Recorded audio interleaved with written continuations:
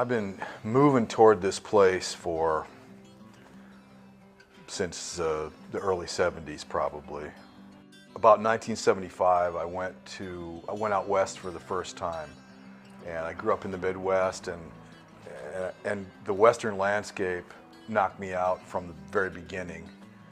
And when I came back in my studio classes, I tried to express some of those things, and I just couldn't do it because I didn't have the experience. And gradually over time I've gotten to that point where I can really show my emotional response to that western landscape. The work I do is a combination or a synthesis of the color of Impressionism and Post-Impressionism and the brushwork of the abstract expressionists. So it's a combination of those things, the artists that I love, and it just feels natural for me to work in the way that I do now.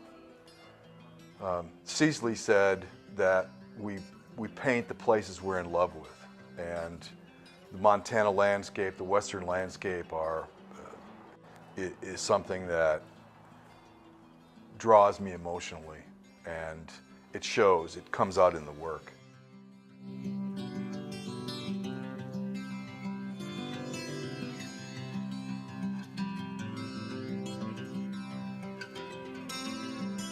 Henri Matisse was asked if he believed in God, and he said, when I'm working.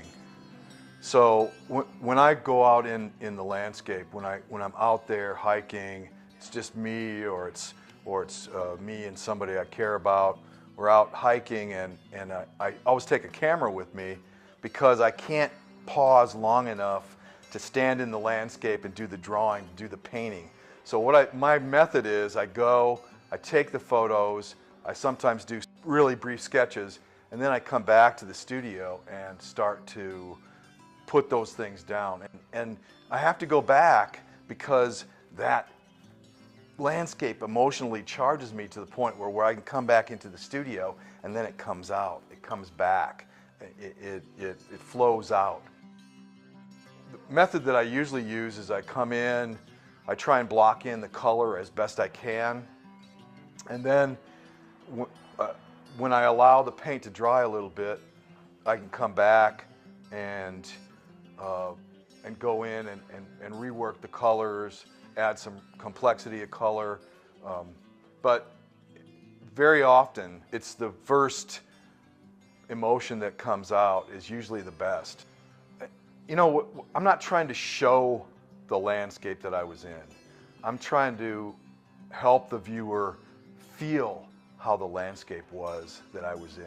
So I have to balance the description with the expression, and that's the hard part, is coming up with the right balance. If it's too descriptive, I'm not happy. If it's too expressive, it lacks the structure that I want. So it's that constant dichotomy of description and expression that I try and work through with the paintings. And it seems like lately it's become more expressive. An example is in a current painting or a recent painting, I was painting a Chinese garden with reflection on the water, and there were some koi in the water. And I wanted to show them, and I mixed the color with the biggest possible brush, and I went in, and with 4 brush marks, I showed the 4 fish. And it was like kind of a breakthrough for me, because it felt like that's what I always want to do. One of the things that I always felt, and I learned it a long time ago, is that all light has a color, and the shadow is the complement of the light. So in doing that and working on that, it helps me to use the pigments and transform the pigments into an expression of that scene, of that place. And it seems like people respond to it, particularly people that have either seen that landscape, been in that landscape, or have or want to be in that landscape. They can look at the paintings and have that feeling, the same kind of emotion that I had.